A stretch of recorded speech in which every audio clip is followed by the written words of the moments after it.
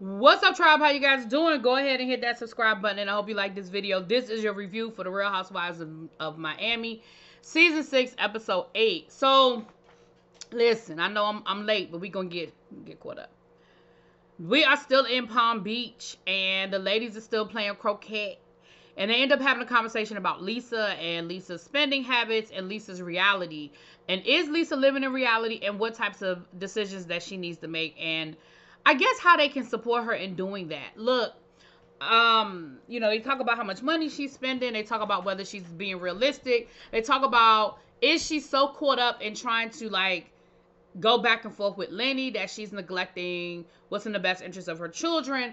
And they sort of had this conversation, which, let's be real, it's a conversation that we've all had when we have friends that are going through a bad breakup or a bad divorce, and then we may not agree with some of the way they're handling it.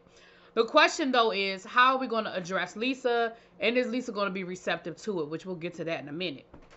Then we see Marisol and Alexia having a conversation where Marisol is letting Alexia know that she felt some kind of way about the fact that she felt like Alexia didn't have her back at the dinner the night before, when everybody sort of came at Marisol about, some of the things she's done and the way she's acted. And Alexia was like, but girl, listen, you my friend, but I don't always agree with you. Like, you're my friend, but I don't always agree with the way you do things and how you handle things. And I understood where Marisol was coming from, and I also understood where Alexia was coming from. Marisol's thing was, look, me and you are friends. Like, we go way back. Like, we are best friends. Like, we were still best friends when we weren't filming this damn show. We have been, so like, if you got a problem with me, you keep it between us. Don't disagree with me in front of these women, because it's me and you together. Me and you must never part. Okay? And you out here siding with them in front of, don't do that. You know what I'm saying? That's like that, you correct me in private type of thing is what Marisol was saying. And Alexia was like, look, girl, you are still my friend. That doesn't mean I have to agree with everything you say and do. So I saw both sides of the coin, but I think, again, we are further seeing how this friendship is starting to have some cracks in it, right? Some cracks in it a little bit. So then, we go back to the house, we get ready, blah, blah, blah. So we're having dinner. It's the last night that they're in Palm Beach. We see Julia pull Alexia aside to say, listen, I felt some kind of way about, you having to ask Todd if you could room with me, and the fact that me and you didn't room together even after we said we would. I feel like maybe, you made a different decision because I'm gay. Maybe you thought I was going to come on to you or something. It made me feel some kind of way. Alexia was like, girl, no. She said, I would have done the same thing no matter who I was rooming with. I would, she said, I was partly joking, but I would have done the same thing. Like, I would have definitely had that same conversation with Todd, no matter who I was rooming with outside of Marisol, because, of course, he's used to me and Marisol being cool like that. I'm going to say I think it's a little bit of both. I think she said it because Julia is gay, but I don't think she was consciously saying it in a way that would make Julia feel some kind of way. I don't think she thought of it like that it would be hurtful to Julia, right? So we're at dinner, and that damn Adriana gonna say she see a gator. Listen, them ladies got the running in them stilettos and them Louboutins and everything else. They was stepping on tables and jumping over chairs and everything else. Listen, I can't say I would be mad at them. And just because you live in Florida and that you know that gators exist, they don't play them games. They were like, listen, we don't play when you say gator, we gone. We don't play because we know how the gators do, okay? But once we realized that Adriana didn't see no damn gator, she saw probably a reflection off of one of them damn Rolexes in the shadows. I don't know.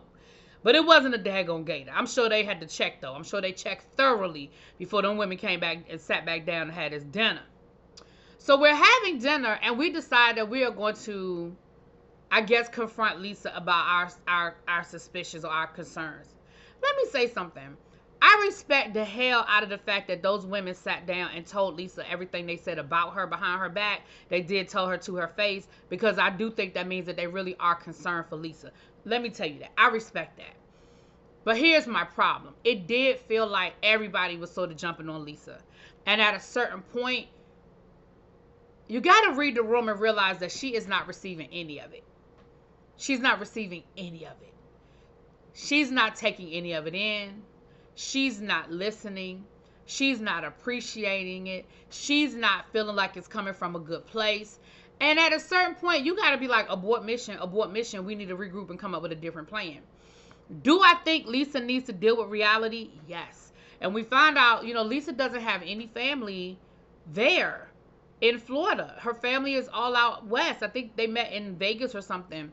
So she doesn't have a lot of support. And at one point, she did have Lenny's mom as a support, but Lenny's mom done turned on her.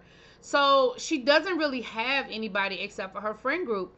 And there are some ladies in this friend group that I think are really, truly Lisa's friend. Others, she's become friends with them by proxy of them filming this show together. But there are some people who have known Lisa for a very long time, and they probably know way more about the ins and outs of Lenny and Lisa's relationship than we will ever know. And I think they really do have her best interest. But Lisa is not hearing it. And it does start to feel like they are badgering her. Now, I will say that. They talked to her about the car. They talked to her, well, why did you leave your kids that night that Lenny came over and you were so upset? Why did you leave your kids? Y'all know why she left her kids in that damn house. She left her kids in that house to come film this show so she could get her paycheck, so she could pay for them attorneys, so she could keep fighting Lenny. Like, let's not act stupid. We know why she left her kids. And we know there was a nanny in that damn house. She didn't leave them kids there by themselves. I understand what y'all was saying, though, but they were upset. It was very, it was a lot that happened. Like, I get both sides of this coin. But I also think that I feel like, I don't know. And Lisa felt like that. And Lisa got upset. And she was like, I can't believe that y'all are coming for me. This is my dinner. This is my trip. Y'all are supposed to be here to support me. I feel like y'all are beating up on me. Like I'm upset by it. So I definitely understand. And I think it was coming from a good place, but I also think that Lisa shut down. She shut down very early in that conversation, and nothing else that y'all said penetrated. It just made her feel like y'all were attacking her. And then, of course, here go Adriana. Oh, my gosh, I can't believe that they're coming at her like this. I mean, if they're supposed to be her friends, why are they coming at her like this? And it just, like I said, it just went left. So anyway, everybody comes back home. We see Gertie talking to her husband about everything going on with the chemo and the surgeries and the doctors. And we see that she's really upset, which is understandable. And it's just a lot. She said she's got 5 or 6 different doctors calling her from different departments for her to do different things. And again, I feel for her. I do. Brave of her to go through this journey and let us go through it with her. Child, then we see Dr. Nicole meeting up with her dad. Now, she's supposed to be meeting with her dad and with her dad's girlfriend. So the dad shows up without the girlfriend, talking about the girlfriend got sciatica. Nicole was like, do 20-year-olds get sciatica? Like, I'm confusion. Then her dad, he kept jumping up it seemed like every 5 minutes to go to the bathroom. And Nicole was like, what is going on with your prostate? Like, what? Like, have you been tested? Like, what's going on? And he was like, no, like, yeah, I've been tested. Everything is good. But it just seems like every time I drink club soda, like, it just goes right through me and I gotta go to the bathroom. Now, we know, unfortunately, and rest in paradise to Nicole's dad, he recently passed away. And I'm wondering if this was sort of the precursor to whatever it was that he passed away from. Because I don't know. Then he goes to tell her about the fact that his girlfriend is pregnant and how she might be having 2 kids very soon. So I don't know if that means that she's pregnant with twins or he got 2 different women pregnant.